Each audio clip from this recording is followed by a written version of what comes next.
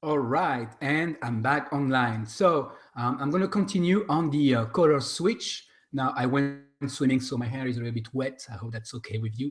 Anyway, we're not here for me. We're here to create the color switch clone. So I'm going to share my screen again, and I'm going to share all my screen and present to everyone. All right.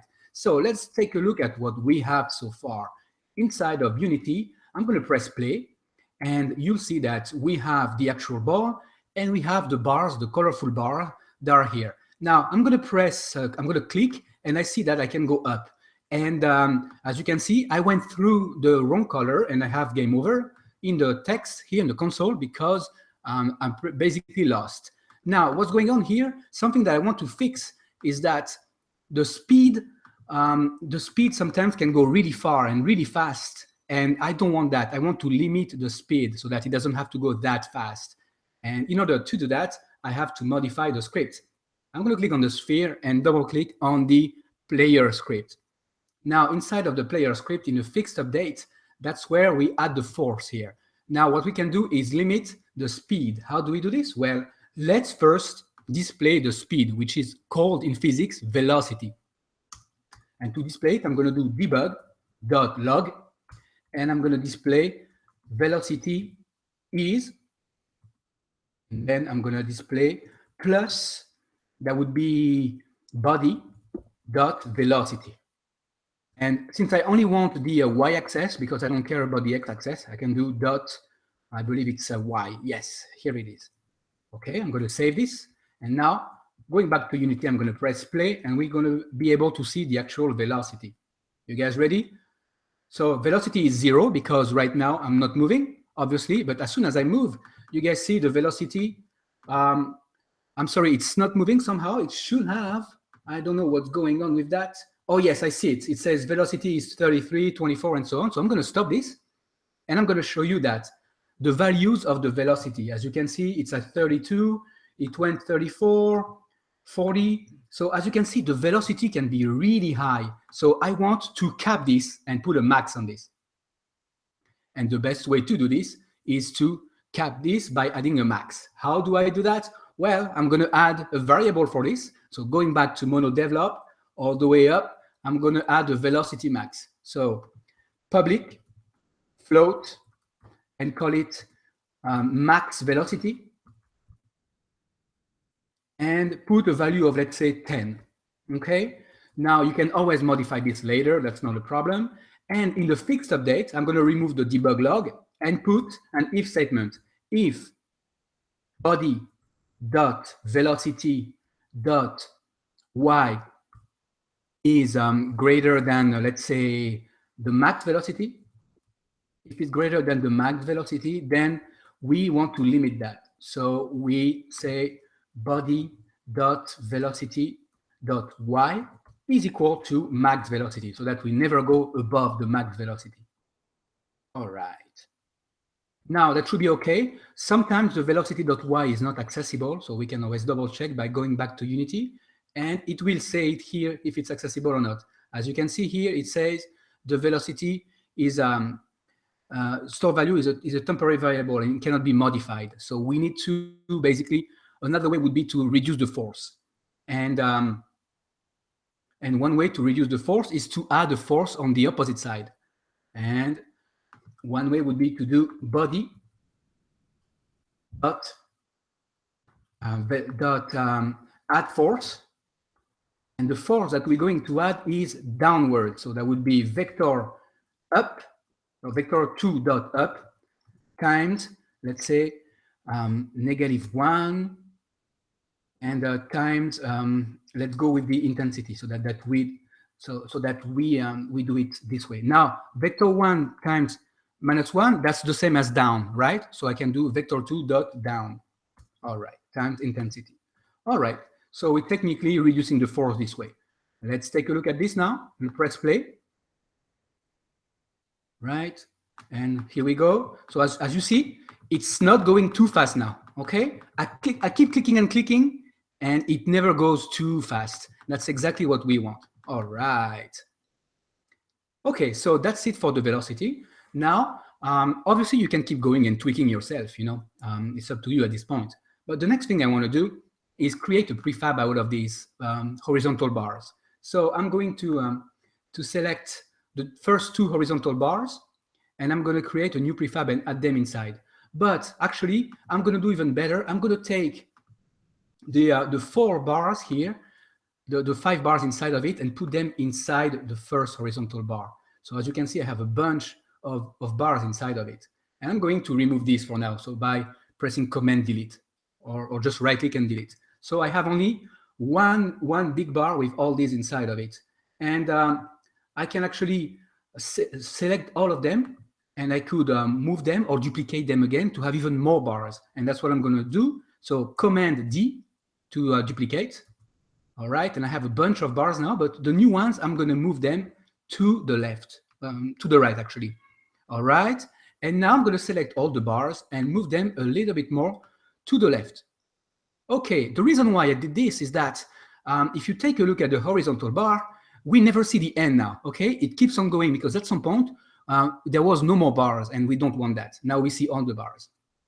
All right, so it's actually going a little bit too fast. Since it's the beginning of the game, you should take the horizontal bar speed and reduce that. Right now, the speed is at 6. You can reduce that yourself.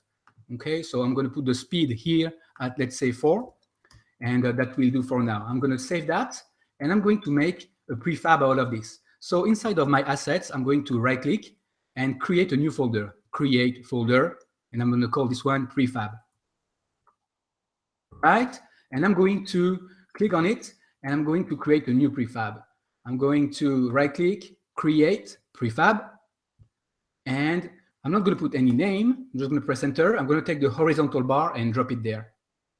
And boom, now we have a new prefab, and I'm going to rename it horizontal bar. There we go. So we have one prefab. Now, the beauty of having a prefab, I can just drag and drop it, and basically I have another bar and so on. So I can keep on adding bars in no time. I can add a third one by just drag and dropping it again and moving it. Okay, excellent. Now, something you and I could do here is changing the speed of the bar. So I'm going to go in the second bar and increase the speed to 5. And the third bar, which is horizontal bar 2, I'm going to put the speed of 6. So now if I press play, I would see the bars that are moving at different speed. All right, I see the first one. So you'll see that the first one and the second one are not moving at the same speed. Okay, one is faster than the other. Okay, and I believe that they are too far away from each other. So I'm going to put them closer, selecting both bars and putting it a bit closer. There we go. And do the same with the third one by getting it closer. All right. Okay. Now I'm going to create something different. Instead of a bar, I'm going to create a lozenge, which is like some kind of a horizontal. That's just basically a square or a rectangle that has angles that are not 90 degrees. Okay. So I'm going to do that by reusing what's inside of the bar. I'm going to select these 1, 2, 3, 4, just 4 colors, so red, yellow, green, and blue.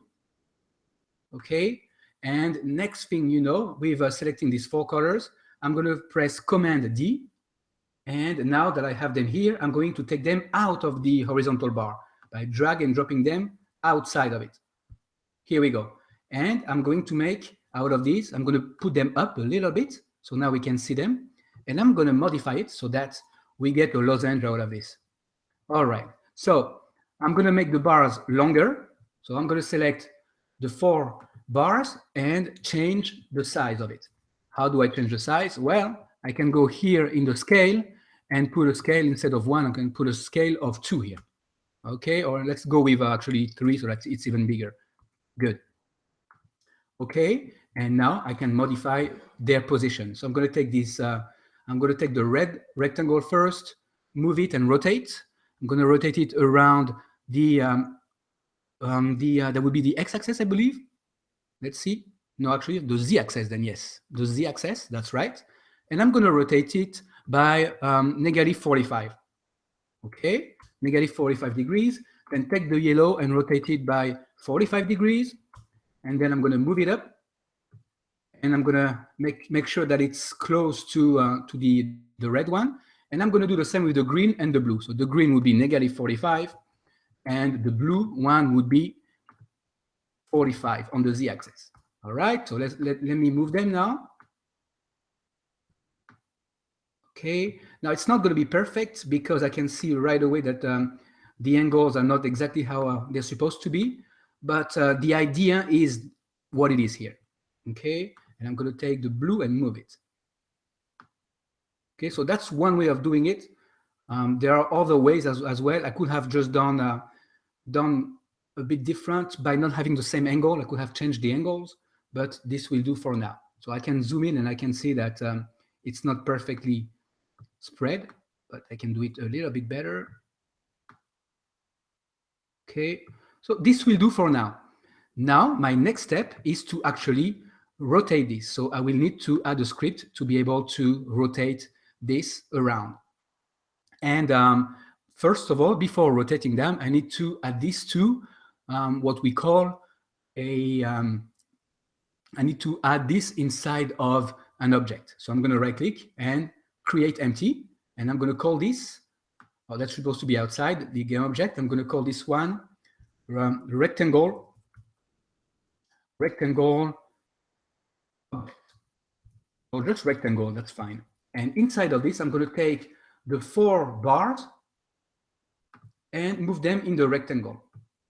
Okay, and I could rename them inside, by the way, just by having red or red bar, yellow bar, and green bar, and blue bar. All right, and now that I have the rectangle, I need to create a script to rotate that. And something interesting is that if you take a look here, if we rotate right now, it's not going to be perfect because the object needs to be at the center of the rectangle. And the best way to do this is to add a temporary object at the center of it. So I'm going to create, let's say, a cube or a sphere at the center of it, and make sure the sphere is at 0, 0, 0. And what I want to do is take these 4 objects and move it where the sphere is. Now, obviously, the sphere has no color, so I want to make sure that I can see the sphere. So I'm not even going to add the sphere. I'm going to remove it and just take the sphere here and duplicate it. So Command D to duplicate and put it inside of the rectangle, just temporarily, and put it at 0, 0, 0. Okay, so now I see where it is. It's right there. And I'm going to take the 4 bars and move them so that it's at the center. Okay, here we go. That's about right. It's not perfect, but this will do. Okay, so now the rectangle here is at the center of this. Okay, so which means that now I can probably rotate around it. Okay, and I can remove the sphere. Okay, I'm going to just Command delete to delete it. The next step is to add a component to rotate that. So add component, create a new script, and call it rotation movement script. That we know it's the script that adds the rotation. Okay, press enter and double click on it. Once you double click on it, let's add the rotation speed. So that would be float, rotate, public float. Let's make it public so that we can easily access it. Public float, rotation speed, and put a speed of 1 for now. Okay, and to be able to do that, the next step is to change that in the update. So we'll do this dot transform dot that would be rotation or rotate around, but rotate would be just fine here. And then we need Euler angles. So the Euler angle here would be using the rotation of this object. So let's do quaternion Q is equal to new, and that would be a vector 3 here. Actually, new quaternion here. Yes, new quaternion. And I mean, let me double check, because in 2D, we might need just a vector dot rotate. And yes, it's a vector 3. That's what I thought. Quaternion is for 3D. So here we just use a vector 3 for 2D. Vector 3 is equal to new vector 3. And the position on the X would be transform dot rotation dot x, then transform dot rotation dot y. And since we're moving around the z-axis, that would be transform dot rotation dot z, but this time, so let me press enter so that you guys can see it easily. Okay, so on the z-axis, we had dot z plus, so we're going to add the actual rotation. And here, let's add, actually, the rotation would be 1 here. I'm sorry, it's only because it doesn't do any modification. 1, 1, and then finally, the z would be 1 plus speed. Okay, now the speed is called rotation speed. All right. Okay, and now this dot transform dot rotate, and we use the vector, so vec. All right, now we can save it. It's already assigned, so this should work right off the bat. Let's see. I'm gonna press play, and we should look at the rectangle. Now let's double click on the rectangle, and here we go. You guys can see the rectangle rotating. Now it's not exactly how we want it, but it's already on the right track, okay? So let's see. Okay, here is the rectangle. It's not rotating perfectly because I see it rotating on the X and Y as well. But again, that's already good. So for it not to rotate on the X and Y, I believe you can put 0 here. 0, 0, and just add 1 plus rotation speed. That should be okay. Okay, so now let's try again. I'm going to press play and see in the scene. And I'm going to double click on the rectangle on the scene. Yep. Okay, so that looks good. Now it's rotating. So if I go in the game, I can go where the rectangle is, and we'll see the rectangle move. All right, excellent. Now we just need to position it at the right spot and maybe play with the scale. And it's rotating a bit too fast. So we may have to change the rotation speed. All right, so that's it for now. I'll see you guys in a little bit.